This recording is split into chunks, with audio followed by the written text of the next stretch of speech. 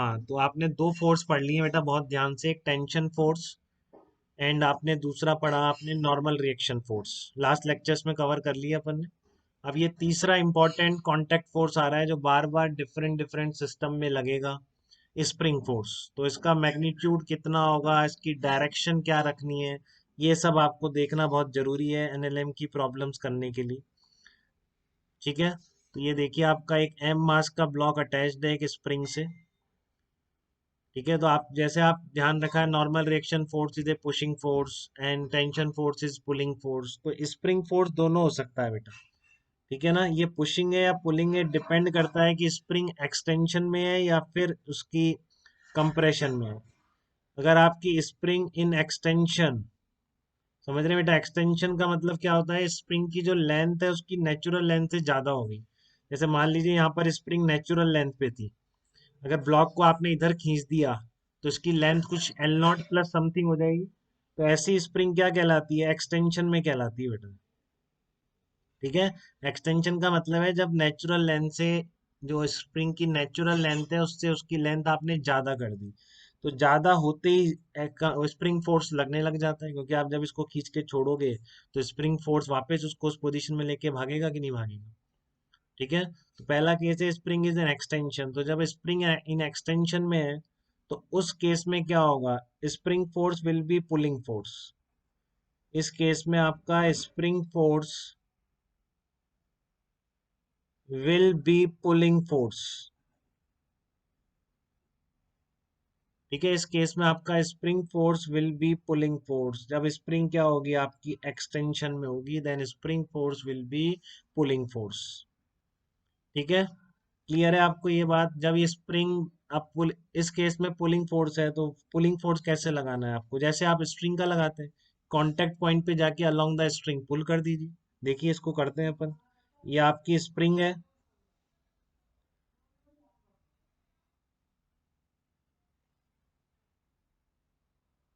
तो आपका ये लेंथ कितनी है, एल नॉट लेंथ थी आपकी, आपने इसको एक्सटेंड करके एक्स से एक्सटेंड कर दिया आपने इस ब्लॉक को।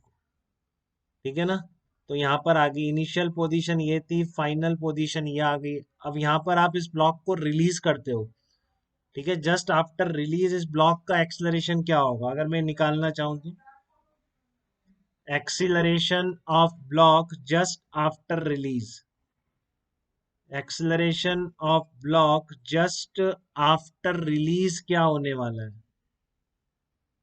ठीक है, acceleration of block just after release क्या लेंगे आप, तो उसके लिए आप क्या करेंगे, स्प्रिंग यहाँ पर आ गई, आप एफबीटी ड्रॉ करेंगे तो आपको इस पॉइंट पर एक स्प्रिंग का कांटेक्ट मिलेगा। बाकी तो नॉर्मल रिएक्शन एमजी के बराबर है, वो सबको क्लियर हो जाता है अब तक।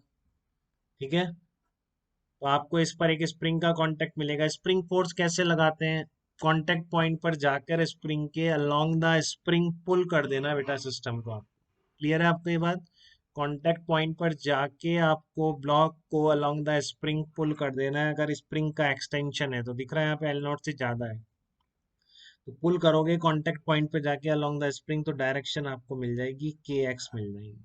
अब के एक्स कैसे लिखा, ये मैग्नीट्यूड हमेशा के इंटू एक्स होगा, यहाँ पर के क्या है, स्प्रिंग कांस्टेंट है, एक्स इज कॉल्ड एक्सटेंशन और कंप्रेशन ऑफ द स्प्रिंग, तो इसको मैं एफ एस लिख रहा हूँ।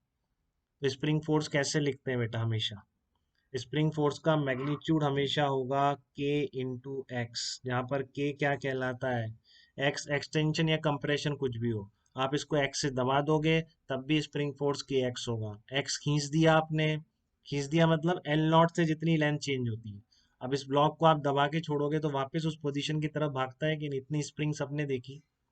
ठीक है, तो स्प्रिंग फोर्स होता है के एक्स, और यहाँ पर के इज कॉल्ड, तो यहाँ पर K is called spring force, के स्प्रिंग कांस्टेंट, सॉरी K को हम क्या बोलते हैं, K is called spring constant.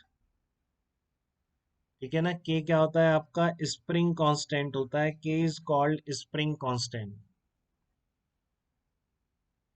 F S equal to k x, k is called spring constant of the spring. ठीक है, एक्स इज एक्सटेंशन और compression of the spring. तो इस पर आपका जो फोर्स लगेगा किस डायरेक्शन में होगा, एम मास के ब्लॉक पर जो फोर्स लगेगा के एक्स इस डायरेक्शन में लगेगा। ठीक है, क्योंकि आपने एक्सटेंशन में आपने अलोंग द स्प्रिंग पुल कर दिया, मैग्नीट्यूड क्या होगा के इंटू कितना बढ़ गया, आपने एक्स खींच दिया, तो जस्ट आफ्टर द रिलीज ये फिर ये वेरिएबल फोर्स होता है बेटा, जैसे जैसे ब्लॉक आगे बढ़ेगा फोर्स चेंज होता जाएगा। तो अभी उसकी बात नहीं कर रहा हूँ, मैं केवल कह रहा हूँ कि आपने इस ब्लॉक को अगर एक्स खींच दिया तो जस्ट आफ्टर द रिलीज इसका एक्सलरेशन कितना होगा। तो just after the release horizontal direction में के एक्स फोर्स लग रहा है बस।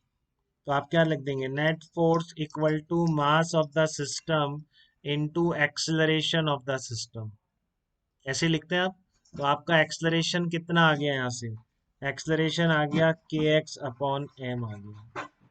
तो ये कहानी थी, जब स्प्रिंग की लेंथ उसकी नेचुरल लेंथ से ज़्यादा है तो स्प्रिंग एक्सटेंशन में होती है, तो वो पुलिंग फोर्स लगाती है।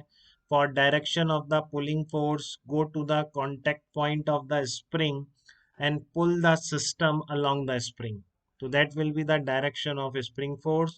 Magnitude of spring force will be given by Fs equal to Kx. Here K is called spring constant and X is an extension or compression of the spring. हाँ खुशी में ले रहा हूँ बेटा, अंदर ले रहा हूँ आपको, एक मिनट रुकिए। दो दो बाहर चले गए तो हो, दो दो लोग बाहर चले गए, कोई बात नहीं देख। हाँ तो यहाँ तक बेटा स्प्रिंग फोर्स में किसी भी तरह की कोई दिक्कत, क्योंकि ये अपन बता रहे थे किस केस में बता रहे हैं अपन, ये अपन बता रहे हैं जबकि आपकी स्प्रिंग एक्सटेंशन में है। अब इसी को कंप्रेशन में कर दीजिए तो बस डायरेक्शन ऑफ फोर्स चेंज हो जाएगी, देखिए किस तरीके से। बेटा जो अभी लोग बाहर चले गए थे चिंता ना करें, मैं दोबारा बता दूंगा, नई वीडियोस आपके लिए हमेशा अवेलेबल है। ठीक है ना, तो अभी मैं आपको एक बार फिर इसको कंप्रेस कर देते हैं तो वो बता रहा हूँ, ये देख लीजिए वैसा ही है जैसा कि पुल करते हैं। ठीक है, तो आपका स्प्रिंग इस तरह से है और आपकी इनिशियल पोजीशन ब्लॉक की ये वाली थी बेटा, इस पोजीशन पे था इनिशियली ब्लॉक, और आपने क्या किया, इसको इस इनिशियल पोजीशन से कंप्रेस कर दिया यहाँ तक, मान लीजिए आपने एक्स कंप्रेस करके रिलीज करेंगे, आप इसको एक्स कंप्रेस करने के बाद आप रिलीज करेंगे। तो ये आपकी इनिशियल पोजीशन है, ये आपकी फाइनल पोजीशन है। तो जब आप इस पोजीशन से इसको रिलीज करेंगे, इस पोजीशन से जब आप रिलीज करते हैं तब क्या आप इसका एक्सलरेशन बता पाएंगे क्या। जब आप इसको इस तरह से एक्स दबा के रिलीज करेंगे तो फिर आप क्या देखेंगे, अब स्प्रिंग दब गई है बेटा, अब स्प्रिंग की जो लेंथ है नेचुरल लेंथ से कम है। तो now spring force will B pushing force. तो ये क्या है आपकी स्प्रिंग इन कंप्रेशन। ठीक है, अगर स्प्रिंग कंप्रेशन में होने का मतलब क्या है, स्प्रिंग के कंप्रेशन में होने का मतलब क्या है कि वो आपका जो फोर्स लगाएगी वो पुशिंग फोर्स लगाएगी। ठीक है ना, इस केस में स्प्रिंग का फोर्स क्या बन जाएगा, पुशिंग फोर्स हो जाएगा। तो पुशिंग फोर्स के लिए go to the contact point and push the system. अब अपने अलोंग अगर स्प्रिंग खींचती है वो पुल होता है, स्प्रिंग धक्का मारेगी नॉर्मल रिएक्शन की तरह, तो go to the contact point and push the system. तो आपको किसकी डायरेक्शन मिल जाएगी, स्प्रिंग फोर्स की डायरेक्शन मिल जाएगी। मैग्नीट्यूड वही रहेगा, अगर आपने एक्स दबाया है तो जस्ट आफ्टर द रिलीज इसका एक्सलरेशन फिर से पूछा जाए।